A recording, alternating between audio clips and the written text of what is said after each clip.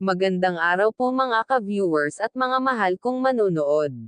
At kung bago ka pa lamang sa aking channel baka pwede paki-subscribe. Hala sa hindi inaasahan na mangyayari Papa Joms dinumog ng mga fans sa Hong Kong mga pulis na alarma.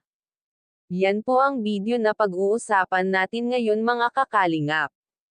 At bago po tayo magsimula sa video na ito ay gusto ko lamang i-shoutout ang ating mga viewers at supporters. Ay grabe din itong si Jomar, marami pala itong tagahang sa Hong Kong at sikat pala diin ang Team JOMCAR.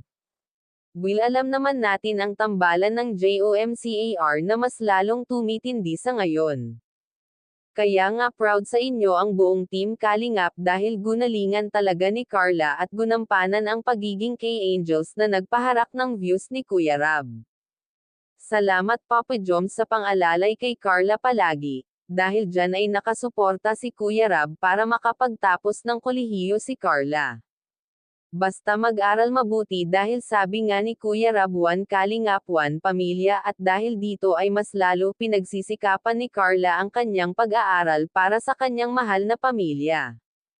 Kaya laking pasalamat niya sa nabilang siya sa Team Kalingap na naging dahilan ng kanyang pagsikat sa social media. Dahil ito ang naging dahilan ng pag-angat nila sa buhay. At dahil sa talino kaya marami ang humanga sa kanya. Carla ay masipag mag-aral, kaya deserve mo ang mga natatanggap na biyaya galing sa mga sponsor, at dahil mahal ni Carla ang kanyang pamilya kaya labis siyang nagsisikap, kaya proud sa'yo ang Team Kalingap. At wag po muna skip ang video na ito para malaman ang nilalaman nito. Carla, talagang persigido si Kuya Rab at nakasuporta na makapagtapos ng inyong pag-aaral para maiahon nyo sa kahirapan ang mga magulang. Kung baga kung hindi dahil sa kanila ay hindi sila maging successful ang pamumuhay ngayon dahil hindi na sila tulad ng dati.